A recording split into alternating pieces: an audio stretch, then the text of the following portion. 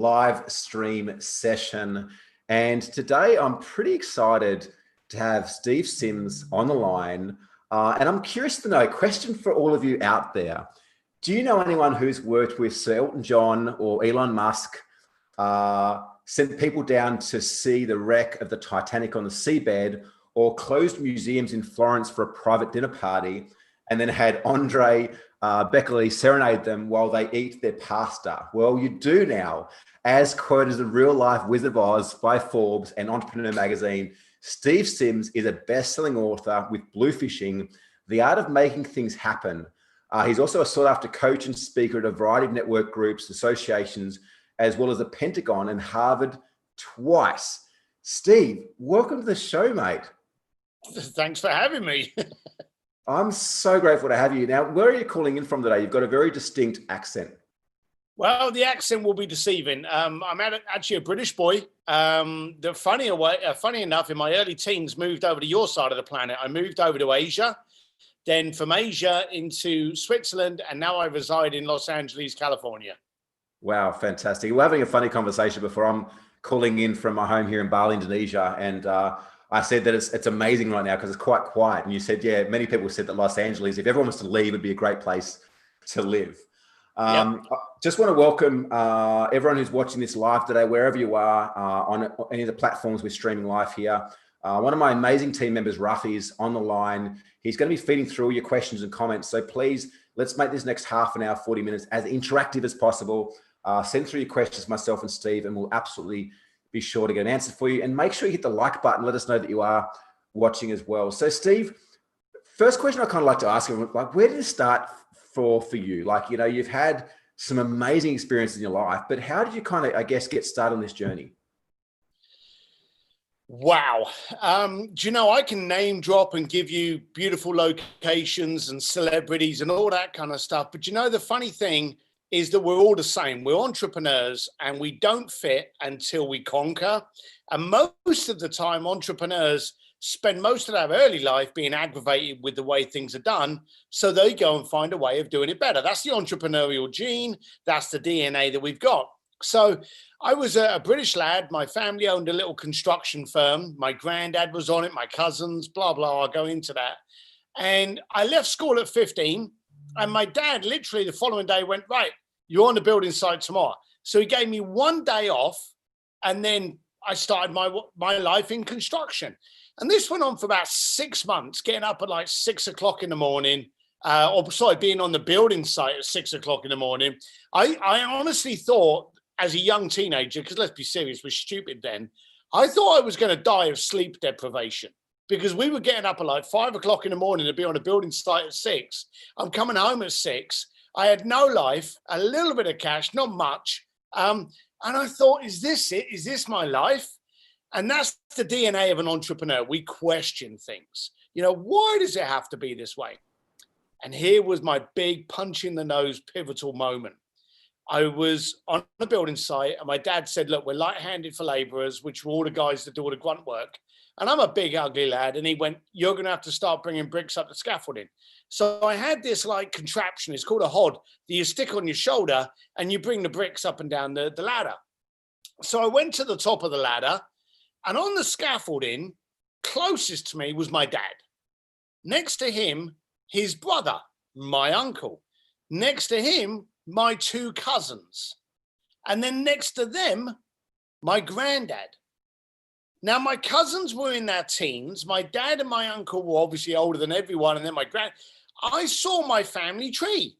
I literally saw my lifeline. And I was like, whoa, I was just shocked. And so he yelled at me because I was stood there paralyzed. And so come tea break time, which was like 10 o'clock in the morning, this is in England and it's raining, it's cold and it's horrible. And we're all in a little, caravan with no wheels around a little heater trying to warm up with our cup of tea before we go back on the building site. And I scraggled through everyone and I sat down in front of my granddad. Now, my family, if you haven't, worked it out already from the slight bit of ginger that's left in my grey beard, we're an Irish bricklaying family. So we're not the most elegant, group in the tool shed. And so I walked up to my granddad now, and he was like 7'1", big, Paddy, big ass Paddy. And I sat down in front of him and I crouched down and I was like, Granddad, Granddad. And I remember to the T what I asked him. And I'm still today surprised I didn't get my nose rearranged. I said to him, Granddad, did you ever think you'd be doing this at your age? And he was trying to drink his tea and he didn't look at me, but he blew into his tea to cool it down. And he went, son, if you don't quit today, you'll be me tomorrow. And I was like, whoa, this was like 10:30. This was a big day of metaphors that were hitting me. So I left the hut and I'm like a, stupid little vibrant teenager. I'm like, Dad, Dad, Dad. And he's like, what? And he hated being called Dad. I had to call him Cuz, but he hated being called Dad on the building site. I'm like, Dad, Dad. And he's like, what? Shut up. What? And I went, I got to quit. And he was like, what? And I'm like, yeah, but I went in there and I saw Grant and I was up there on the scout and I saw my granddad and I walked up there and I said, yeah. And he said, if you don't quit today. And as I was ranting like an idiot on acid, Granddad walked behind me and they looked at each other. And my dad just turned around and he said, we're light-handed. You leave Friday. And I went, all right. And that was it. So between the pair of them, they kind of understood. They weren't offended. It made sense to them. Get out there, try something. But I went home. And that's where the shit hit. You see, I don't mind pissing off a 7'1" Irish lad. Oh. But never mess with an Irish mum. So when I got home and my dad told my mum what I had done, she came at me with, you think you're better than us, don't you? And I went, no. I just think I'm better than this. I want to try other things. And of course, like when you're talking to an Irish mum, no matter what you're saying, she kept going, you think you're better than us. No, that's not what I said. So sadly, I have to be honest, my relationship with my mum never has been good since that day. I think part of it, I think part of it. Now, bearing in mind, you gave a little bit of an intro. I've worked with the Grammys, the Oscars, Sir Elton John, Elon Musk. I've worked with the Pope. Anyone big, you can think of. More than likely, I've worked with them somehow, some way. I worked with Ferrari. And when I went to England and I was living in Geneva at the time, they would give me, now here's the stupid thing. I own motorcycles. I own about 12. I don't own a car. Okay. I don't want to drive a car. I don't want to be in a car. I don't like cars. I love motorcycles. Working for Ferrari, they used to go, right, whenever you travel, let us know in advance. We'll give you a Ferrari. And I'd be like, nope, it's okay. I would literally rent motorcycles. And so one day I actually landed in England and I went over to the headquarters of Ferrari in Egham, got a Ferrari and drove it down to my dad just for my dad. Okay. And I went there because he liked sports cars. He saw the car and literally turned around. He went, oh, that's a beautiful Lotus. And I went, it's not a Lotus, Dad. It's a Ferrari. And he was like, oh, and I took him for a drive, forced him to drive the car, because at the end of the day, it's only a freaking car. Forced him to drive the car. We went home, saw my mum, and my mum still about 10 years later, even though I was doing well, still gave me the gruff, still was giving me the cold shoulder, wanted nothing to do with it. And when my dad went to the toilet, she literally asked me, was I a drug dealer? So that was my pivotal moment that caused me to change. And again, it's the same with all of us, all of us as entrepreneurs. As Joe Polish says, it's aggravated oysters to make pearls. I was aggravated and I went upon my journey to try and find out how I could be better. And along the way, like all entrepreneurs, we fuck up, screw up, make mistakes, get screwed over, laughed at. That's the journey of an entrepreneur, but that was the beginning element of it. Wow. So much insight. I'm amazed that I guess for your mum, she wouldn't like to be proved wrong. Like she's on a high horse. She's got her opinion, and probably deep down, she's proud of you. But yeah, I'd like to think so, but we've all got that in our world. That one was quite dramatic because it was my mum. Yeah. But we've all had those people in the world that when we turn around and go, oh, I'm going to do this, the first thing they turn around and say is, oh, that will never work. And those are the people that are scared that you're going to do it to prove to them how inadequate that they can't. Yeah. And I think deep down over the years, and as I've got older and I've gone through periods of resentment, periods of sadness, and maybe now as I'm 50, don't know what I am, 52, 53, maybe reflection that I'm in now, I kind of feel that she feels that maybe I'm showing her a world that she maybe wanted to live in, but didn't think it possible. And isn't it amazing how many people we meet that imposed our own parameters on themselves? Yeah. And as entrepreneurs, as my wife says, you know, if I was a superhero, my superpower would be ignorance, because I just go and do stuff and I fail and I get hurt, but I go and do it again. And ignorance and stupidity is a beautiful gene within an entrepreneur, because sometimes we need that complete obsession, self-focus, and ignorance to the fact that it's going to go wrong. Yeah. To actually be able to achieve what a lot of people, and I'll ask your audience this, and you, how many times have you done something and either someone's turned around and gone, how the hell did you do that? Or even you in the dark of night, sitting there with your old fashioned, and I have to apologize to everyone. It's like 7 o'clock in the evening here in Los Angeles. So this ain't iced tea. I'm enjoying an old fashioned. But how many times you sit there and just go, I can't believe I just pulled that off. Yeah. How did I pull it off? And it's that passion and ignorance. And those two together, that's nuclear. But I think that's why we do it as well. That's what drives us is, you know, going up against the impossible and finding a way through. You know, like you look at us as human beings, I think that we're far more powerful than we ever give ourselves credit for. And yet, unless we push the status quo, unless we push or move towards something that we deem and see impossible, how will we ever know otherwise? You know, look at what Elon Musk has done and Steve Jobs and all these people, look at what they've done. Like how many people must have told them that they're completely stupid? You know, to come back to the conversation about parents, it's like often parents or family are saying these things because of a couple of reasons. One is what you mentioned. There's an aspect of them that is projecting their own resentment of never, you know, following something different in their life, right? The other aspect is wanting to keep you safe, because to them, it's like what's safe is what's known. What's safe is what's been there all along. What's unsafe is you going out there and quitting as a bricklayer and doing something different. That's what's unknown.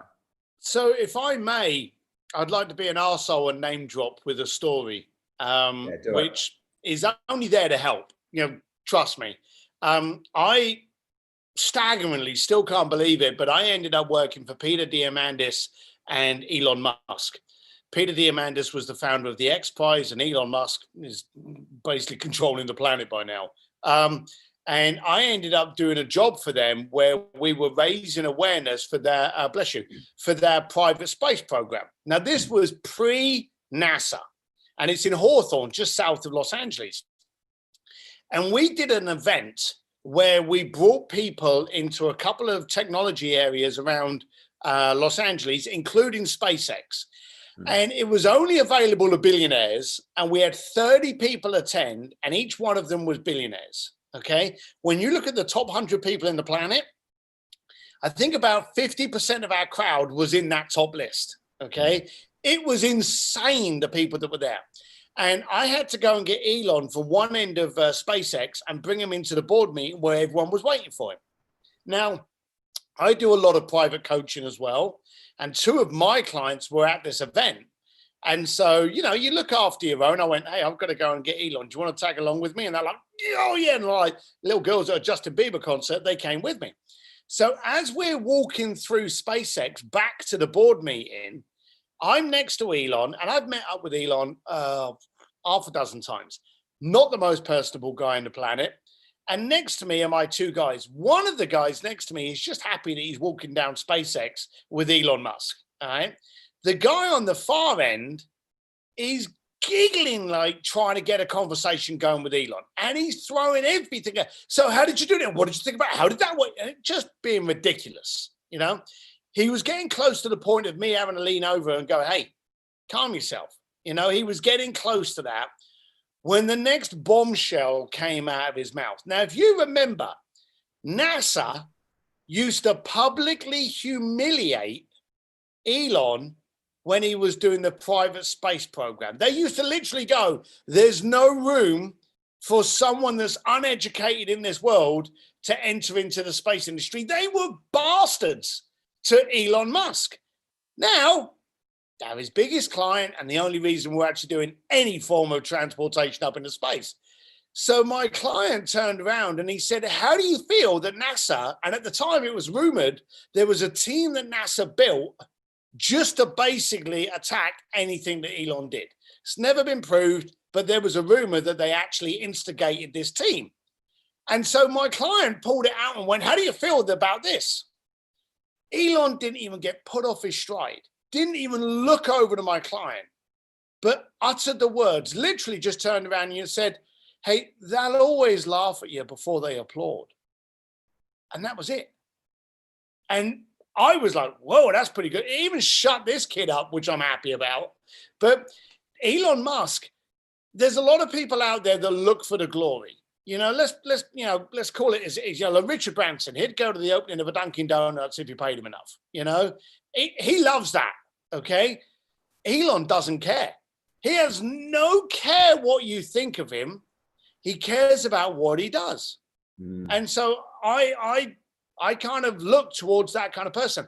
And I think most entrepreneurs, we thrive not on the money, but on the challenge. Yeah. If you want to, I've often joked, if you want to see an entrepreneur go bankrupt, walk up to him and go, hey, I bet you can't do that for $100. And then watch him get so giddy about the challenge, he'll spend 10 grand on doing it. When I spoke to Peter Diamandis, he did the X Prize for the first reusable space vessel to go up, orbit, come back, refuel, and go back up again. And then it was bought out by Richard Branson. We know that story. He paid $10 million as a prize to the first person that did it. Now, everyone knows that Richard Branson owns the Virgin Galactic, which was the first reusable rocket. They don't know that it was Burt Rutan that actually built it. What they also don't know is that Burt Rutan spent $90 million on building that vessel to win 10. Now he won. Think about all the others that failed that never even got a freaking shout out.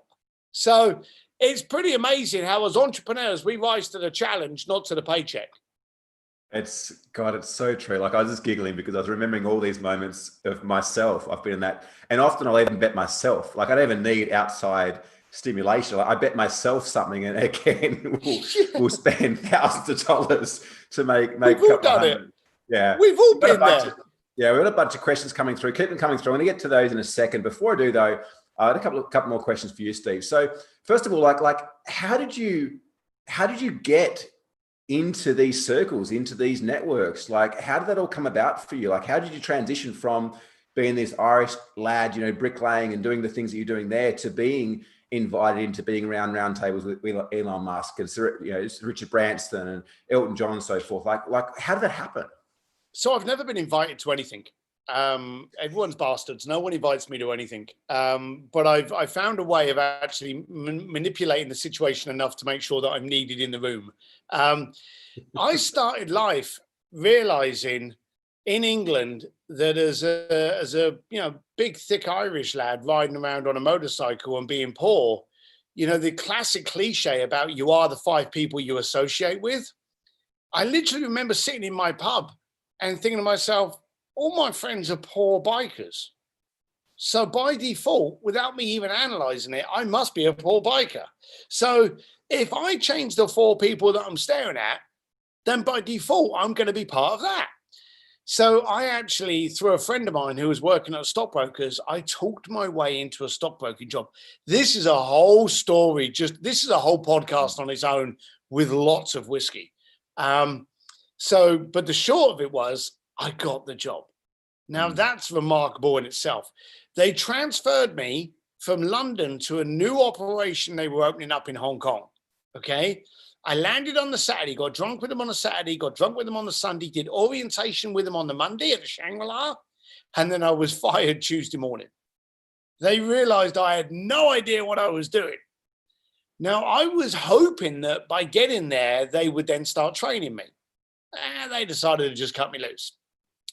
So in a very, very dark moment, I was in an area called Wan Chai in the very early 90s, which was a seedy. If any of you know Wan Chai, then you know what you are. It was the rough end of Hong Kong with all the dodgy girly bars and all that, and I'm in the middle of it. And there were some decent bars there, but not many. And I ended up being a doorman on one of them, thinking my life was over. But one thing happened, and again, this is the entrepreneurial journey. Whatever's thrown at us, we kind of clear away a little bit of the dirt just to see if we can find a sparkle of diamond. Now, I'm on the door of a nightclub. I've traveled from my girlfriend. I celebrate 33 years married to her today, on Friday. Okay. Wow. So I've been with her a long time. I've lied to her twice in my life. Once when I was in Hong Kong when I got fired, and for 6 months I told her that everything was good. Okay. And the second time was when I took her out for a surprise on her 50th birthday. Never lied to her other than those 2 times. And it still kills me, but hey ho, that's, it's the facts of the facts. I didn't want to own up to it. But when I was on the door, I suddenly started seeing people coming towards me, and I would play the game. And we all do this as entrepreneurs. I want to be him. I want to be him. That douchebag in the Ferrari, I don't want to be him. That guy over there trying to show off, a fake Rolex, I don't want to be him. But that guy there that's just having a nice conversation with 2 very nice girls, I want to be him. And I remember the turning point. There was a bit of trouble in the bar. I had been called into the bar. The trouble had got sorted. I didn't even know where it was, but I'm now at the bar and I'm off the door. And there's one of the waitresses in there that I knew. And there had been a bunch of guys that I'd regularly seen come in, always polite, always nice, all very well turned out, never showy, always respectful, quite chatty on the door, never ever would have any trouble with these guys. And they had corked up with a couple of girls that were absolutely cracking at their table. When you've got a private table and the drinks are flowing, it's a magnet. So the girls came over, they're sitting with them. And I saw these group of guys and these girls, I didn't really pay much attention to the girls. They were those kind of girls. But these guys were just having fun. They weren't all handsy. There was nothing going on. They were more than likely going to go home alone because they did every other time because I used to see them leave, But they're in there with the girls. And the waitress, the hostess, walked over and she put the little leather wallet, the little leather wallet with the bar tab in it where they need your credit card. She put it on the table and then she went, "Oh, thank you very much, guys. I hope you had a good night," and came back to the bar where I was stood. Now, they hadn't seen her. Now, fair enough. It's loud music, dark lights, pretty girls. But the guy turned around and saw it and leapt up. Now, I was the doorman. I was cold stone sober. So anyone moves quickly in a club, it gets my reaction. So I quickly looked at him thinking, what is he doing? Is he going to argue about the bill? Is he going to argue about the tab? And he went, "Excuse me." And he didn't want to touch her. So he wasn't mauling. He was like, excuse me. And so she turned around and he went, "I am so sorry. I didn't see you put this down. Thank you so much for looking after me." Gets his credit card out of his pocket, shoves it in there. Didn't even look at the tab. Now, anyone that's worked in nightclubs knows this, and anyone that's been to nightclubs knows this. The more you get drunk, a couple of extra drinks are put on that tab. Big surprise. I don't want to upset anyone, but that's what happened. I thought to myself, this guy, one, he treated this girl with such respect and was seriously apologetic that he hadn't paid her the consideration of gratitude. That impressed me. And he was so wealthy, he didn't have to call up his credit card company to know how much money, because I was that kind of guy. I was walking around the grocery going, bag of bread, $2, pint of milk, $1. And you knew how much money you had in your bank account before your credit card went. I was in that place. This guy was ordering drinks that he didn't care. Not didn't care, but it wasn't the priority. And I thought to myself, I want to be so rich that I can throw my card down on a tab without adding it up. And when he left and came back the following night with his group, with his mates, and again he left alone, or they all left alone, should I say? I thought to myself, I want to talk to them. I want to be friends with them. And again, if I can make those 4 guys my friend, the average of the 5 that you hang with, I'm going to be rich. So I started that, you know, hey guys, what are you doing this weekend? Oh, we're trying to find a good party. Let me see if I can find it for you. So all of a sudden, before Google, I became the oracle of all the best nightlife. And then what I started doing was I started taking over the clubs on quiet nights and inviting the database that I had invited and that I had started to get to know. Then I started taking over penthouses, mansions, and all of a sudden I started working for Formula One teams, the Grammys, the Kentucky Derby. So before you knew it, I just thought, where's the next level? Where's the next gauge? And it was literally just moving. Great apartment with a view, penthouse with a view. You know, it just constantly went up. And that's how it started. Before you knew it, I had a Rolodex of people that I was solving. And that's the key. I was never selling anything. I was solving your party requirements. And people would say to me, oh, you know, I'm going over to Switzerland or I'm going over to London. There's this club, Tramps. I've never been out. Can you get me in? And I'll be like, sure I can. It's going to cost you $1,000, but, you know, I'll sort it out for you. And they would literally just stroke me $1,000 because they wanted someone else to be in front of the humiliation. Yeah. And that's how it grew. Wow. Such a fascinating story. And I remember having a podcast interview with Ray Blakely. He said there's 2 types of entrepreneurs. There's the entrepreneurs that go out there and create things, right? And like your Elon Musks, your Richard Bransons and so forth. They create something, Henry Ford. And then there's entrepreneurs that just find problems to solve or notice things in their life. Like for you, it was like you had this dream, this desire to surround yourself with people that could lift up your experience of life. And you noticed that, and it wasn't just the fact they had money, it was the way that they were respectful, the way that they treated people, which aligned with your values, that it's like, hey, I need to just be mates with them. Now, at that point in time, there was no idea where that would grow to.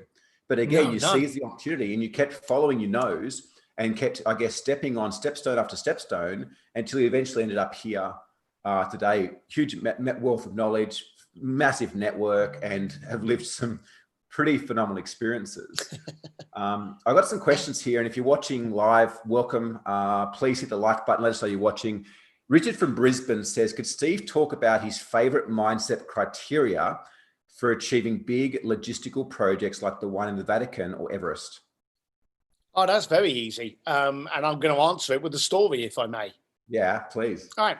So I had a client of mine that wanted to take his fiance and his mother-in-law, well, future mother-in-law and father-in-law, to a dining experience in Florence. Keyword experience. That's what I latched on. And I was actually working in Rome at the time, working for the Pope situation. And so I was already in Italy. So I was like, yeah, fine, I'll go and do that. So what we did was I made a few phone calls. Anyway, come to the Wednesday, I had the client picked up outside the Savoy in Florence in a horse-drawn carriage, taken down through past Palazzo de Vecchio, past Diamo, past the gates of the Accademia di Galleria. Client jumps out, bangs on the door. Everyone in the carriage is looking at him like he's a psychopath because it's like 9 o'clock at night.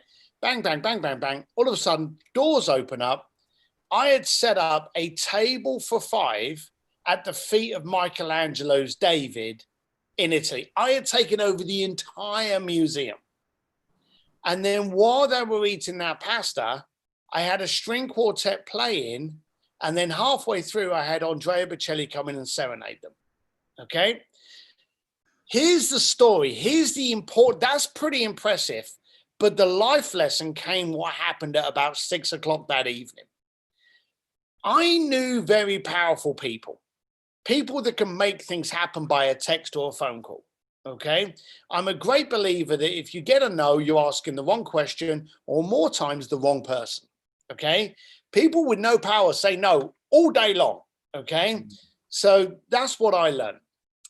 They put this curator in charge of looking after me. And this curator, to him, the academia was a sacred place. To me, it was a venue for a dinner party, you know? And he looked at me just like this flamboyant American kid that was just spending rich people's money. Perfectly accurate, all right? So that night, about 6 o'clock, I was chatting with Veronica Bocelli, Andrea's wife, while Andrea is with the piano and his son, who was the pianist, just warbling and warming up and checking up with a reverb. It was an amazing scenario, you know, one that gave me goosebumps that I had pulled off. And my narcissistic quality came out. The curator, who had basically given me friction, every time I would say to him, hey, can we have this done at 3 o'clock? He would be like, I don't know. Let me see. And I'd be like, well, it's in 2 days' time. So can you tell me it's going to be done at 3? Let me see. You know, he was just trying to aggravate me and trying to piss me off through this whole process. So I called him over to me because, again, it's rude, it's selfish, it's stupid, it's immature. I know, DM me all your hate mail. I'm fine with that. But I called the guy over to me and I wanted to give him a slap because he literally had made the last 2 days create a lot of friction where I didn't think he needed to do it. So I said to him, I said, hey, look at this, Andrea Bocelli, a worldwide musical icon, but a hero in Italy, is about to sing at my dinner party. How amazing is that? And he's like, yes, it is amazing. It is amazing. I said, look at the table. We've got this amazing chef has done that. Isn't that amazing? And he was like, yes, it is amazing. I said, look, we've got that meal from that chef with Andrea Bocelli at the feet of Michelangelo. Please tell me you could not have a better experience for an Italian meal. Could you? And he was like, no, it is amazing. So I said to him, so I just wonder, how come I pulled it off? You know, I just wanted to give him a slap, you know, get him in his place that he had tried it. And literally the little bastard turned around to me and he went, no one's ever asked. And that was it. Now, the funny thing is, I crumbled. He knew he had got me. I literally bent over. And when I looked up, he was just smiling his face off. We've been great friends ever since. We went out that night and had a steak and a few too many whiskeys. But the point is, we put parameters on ourselves by in the first, and reread that question. The question says big or impossible events and obstacles. The second you recognize something as big and impossible, you change your persona, you change your mindset. Getting married in the Vatican is literally arranging a public service in a public venue. If I said to you, hey, you know, I've heard from your mate and he wants to get married in the local town hall. Can you organize that? You'd probably go, yeah, because it's your local town hall and it's just a matter. You go and get a priest and you go and try. The Vatican is a public venue. Yeah. Believe it or not, anyone can do it because it's a public venue. You've just got to know who the people are that can say yes. And that's what they drag their heels on. That's what they make tough. But at the end of the day, it's a public ceremony in a public venue. Quite simply, when you're going to do anything, stop looking at it as huge, massive, and impossible. Belittle it. When I worked for the Grammys, I worked for a local concert music venue, you know, because I'm in LA, it's a local music event.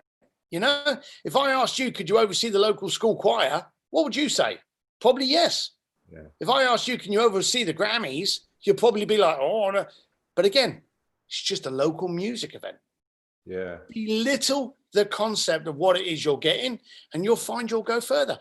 Why should you be the one that says that it's too hard to achieve? Why should you be the one that says it's impossible? Let that be for the naysayers. Correct your mindset, belittle it, and as the old saying goes, how do you eat an elephant? Inch by inch by inch. Gotta love that, Steve. It's like, you know, such a beautiful story of how our perceptions create our reality, you know, and I want to touch back on to where we started with this as well. And the conversation I had with a friend yesterday here is that often we put these people on pedestals, or we put situations in these boxes that we deem, you know, big or impossible. The reality is it's our perception. right? We are all the same. You and I are no different. Neither is anybody else watching and listening to this right now, regardless of how much money they have in the bank, regardless of what they've done in life. The difference between us is simply the decisions that you've chosen to make, right? The decisions you've chosen to make, the actions you've chosen to take, which has got you to where you are right now, which has got me to where I am right now. But the reality is we both start off with the same opportunities, yet our perception, right, does create a reality, either one of which can be scarce or one of which can be abundant. I guess the beautiful thing is that, you know, where you are right now has been a culmination of 52 years worth of decisions. For me, it's been 35 years worth of decisions, right? Regardless of whoever's watching this right now, whatever situation you're in, whether it be shitty or amazing, like, you've created that. And if you've created that, you've also got the power to create something else. But you've got to change your mindset. You've got to change the way that you perceive what's going on around you. Fantastic answer. We've got enough time for one more question. I'm loving this, by the way, mate. Kathy from Sydney. Could Steve share briefly the 3 main ideas of blue fishing? Ask why 3 times, never be the first call, be impossible to misunderstand. Wow. Sorry, what was her name? Kathy. She's read your book, dude. Kathy, she has, hasn't she? Jesus. All right, so let's go in reverse, especially today, okay? Yeah. We don't have a pandemic going on in the planet today. We have a period of mass confusion and distortion. No one knows what's going on, and that's the problem. If I asked anybody out there, do you think we will have COVID or whatever it's called, do you think we will have it in 2 years' time? I can't believe there's anyone that would be out there that would say, yes, we would. They'll be like, oh, no, there'll be a vaccine. It'll be gone. Oh, we would have, we'd all become immune, whatever. We don't think it's going to be here to stay. But at this moment in time, that's not what's upsetting us. What's upsetting us is we don't know when it's going to stop. If I literally said to you on October the 1st at 9 a.m. in the morning, COVID's going to disappear, you would literally turn around and go, well, I've got to redo that bathroom. Oh, I've got to strum up on my guitar lesson. We would plan accordingly, but we have no idea. And that's what's upsetting us. So today we need transparency. And in business, we've needed it all along. And as we get more confusing with the illustrious life we put on Instagram and all of these kind of ways that we portray that our life is way more superior to yours, the bottom line of it is we're losing that connectivity. We're losing that relatability. So I've always said there's a difference between being easy to understand and impossible to misunderstand. When people meet me, literally 9 out of 10 meetings that I've gone into, I've walked into, leather jacket, black t-shirt, black jeans, and a crash helmet in my hand. Hello, ladies and gents. Right, let's get to it. Crash helmet's on the table. Let's get going. You're not retaining me to sleep with me. I'm not a prostitute. You'd pick someone far more attractive than me. I'm there to solve your problem. I'm there to provide the solution.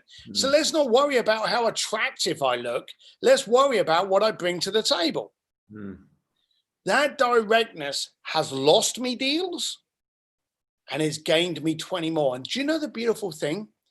We actually have to disperse a lot of energy in the day.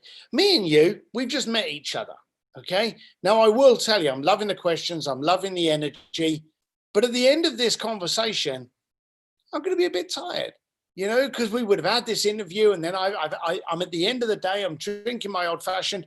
You're going to be the hay that breaks the camel's back, and I'm going to be all sleepy for the rest of the night. That's a given, okay? Why should I spend any of my energy in the day trying to be someone I'm not? I don't want to confuse you. Let's ask this question. Have you ever done business with anyone that you're confused with? No. Confusion is the big C of business. The big C of life is cancer. The big C of business is confusion. Never confuse your prospect. Show them who you are, and what you do. You do that, you've educated your prospect as to make a decision as to whether or not they get into your sandpit. So that's the element regarding the clarity. Then we go into the, I think it was the 3 whys. Is that correct? Well, never be the first call. All right. Okay. So I'm going to go into the 3 whys at the end for a story. Okay, if I may, I need your Of permission. course you can. All right, okay. So and this is probably a perfect example. If I had contacted you 2 weeks ago and I'm going, hey man, I want to be on your podcast. I'm a big deal. Would you have had me on your podcast with that intro? Possibly not. You might not have made it past the screening. Yeah, pretty much. So let me do, and I've done this on stage before. Picture this. You walk into a bar, okay? And I walk up to you and I go, hey, how you doing? I'm Steve Sims. I've worked with Elton John, Elon Musk, the Pope. I've made some shit happen. I'm quite a big deal. How you doing? And I stick my hand out to shake your hand. What is your response? I'm going to stick my hand out and shake your hand. Are you? You're going to punch me in the nose and call me an arrogant prick? Depends how many drinks I've had. Yeah, bingo. It's an arrogant way of introducing yourself, isn't it? It's precocious. It's self-promoting. I guarantee you there's a lot of people out there listening. If they were just listening to that example or heard that in a pub, they'd be like, oh, that guy's a prick. Yeah, he's full of himself. But let's change the situation. Let's change the narrative. I walk into a bar and I ignore you. Why shouldn't I? I don't know you. I walk to the end of the bar and I order my old fashioned. And Darius, a mutual friend of ours, he elbows you in the ribs and says, hey, see that guy over there? He's worked with Sir Elton John, Elon Musk, and Richard Branson. He's worked with the Pope. That guy's quite a big deal. Now what's your response? Probably going to want to come over and buy you a drink. I never make the first phone call. I never make the introduction because I want to walk in with credibility. So when I wanted Andrea Bocelli, I had never worked with Andrea Bocelli before, but I've just finished working 8 years for Elton John. So I got Elton John to phone up Andrea Bocelli. You think Andrea Bocelli's going to want to work with me when he gets a phone call from Elton John? So that's an exasperated experience. Look at who you know on Facebook and who you're trying to get hold of. And then look at who their mutual friends are. And then pick one of those to make you the introduction. When you are introduced by someone that they class as credible, you walk in with power already. So never be the first call. Always get someone else to do it first. Okay? Yeah, love that. Now, the last one. And was it Cynthia? Kathy. Did I get it? Kathy. Sorry, Kathy, I apologize. All right, so I'm going to give you a story now as to why you need to ask why 3 times. I want to solve your core problem, but you're one of these weird things called a human being. And you don't want to tell me what really motivates you. You don't want to tell me what really gets you excited because you're scared. You don't want to be vulnerable. We're those people.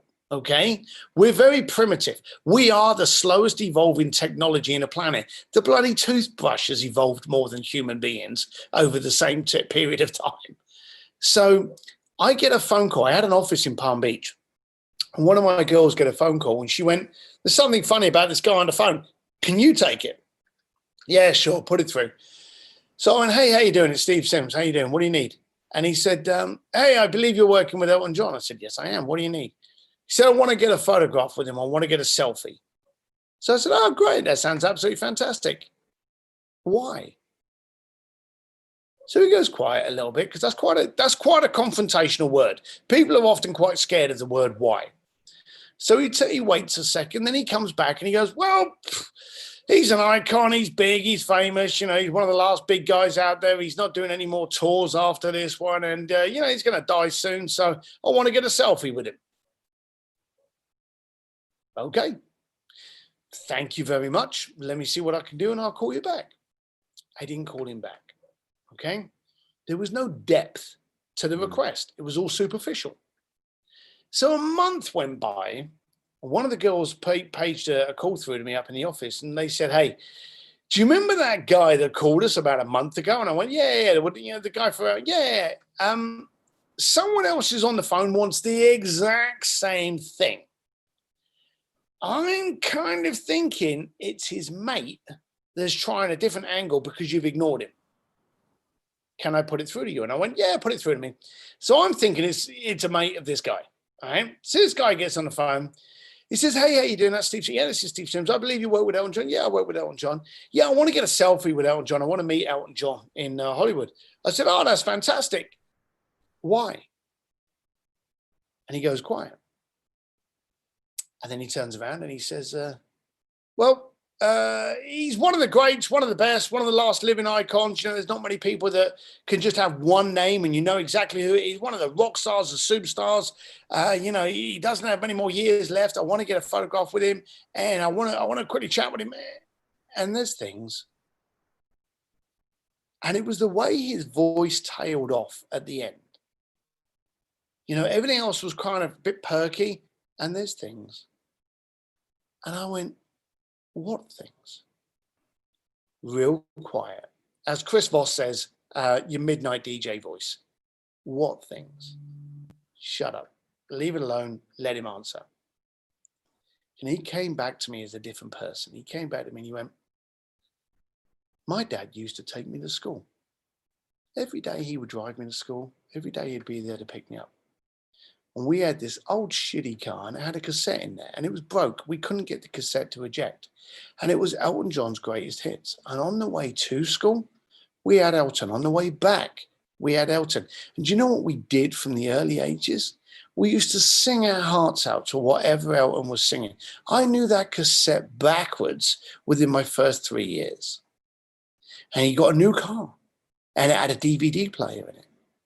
And do you know what my dad did? He bought Elton John's greatest hits and continued the trend. On the way there, we would sing Elton John. On the way back, we would sing Elton John. And then I went into high school. And in your high school years, you hate your parents. They're no longer cool. My dad would sing Elton John and I would ignore him. I would be looking out the window, maybe humming sometimes, but I wouldn't let him see me hum. But he would sing Elton John all the way there and all the way back. Until finally I had a car and I didn't have to go with him anymore. My mum never took me to school. My dad, every day there, every day back, every day, Elton John there, every day back. Now, my dad's been dead about 25 years. But every time I'm driving to an appointment, driving down the highway, driving my kids to school, whatever, and the radio's on, and Elton John comes on the radio, my dad is sat in that passenger seat next to me, screaming Elton John, singing his hearts out to those lyrics. I want to meet Elton John and thank him that for 3 minutes, every now and then, he brings my dad back to me. That's the why. Now, if any of you are out there slightly tearing up, I have tried to resist. That happened 7 years ago. I still cry my shit out every time I tell that story. I introduced him to Elton John, introduced him on a small premise of that story. He told the story. They both cried and hugged. And I'm not kidding you. There wasn't a freaking dry eye for like 5 feet around those people. If you can get to the core to understand what really is motivating the question, not superficially, because we've already realized we parameter that. We go, well, I'd really like to do this. We don't want to sound stupid. We don't want to sound an idiot and tell you the real reason. Use your Sherlock Holmes. Ask them why 3 times to get down into that core and understand the real problem that you need to solve, the real why as to what you're going to provide. Kathy, I hope that answers your question. Kathy, fantastic question. Steve, man, what an incredible last almost hour it's been chatting to you. I've thoroughly enjoyed it. And there's been so many amazing points that you've shared today, which I really hope resonated with each and every one of you guys that are watching, whether it be live or on the recording as well. Please show support. Start a watch party, share this across your feed, because there's a lot in what's been shared today that I think can cut to the core of what's really going on out there for entrepreneurs and help them to accelerate and move forwards. And Steve, you're a testament to that, mate. You're an amazing human being that I can tell has made a huge impact on so many people's lives. So thank you so much for being here today. Thank you everyone for watching. And I look forward to seeing you on the rest of the Freedom Series sessions. Steve, dude, thank you so much. It's been a pleasure. Thank you very much for having me.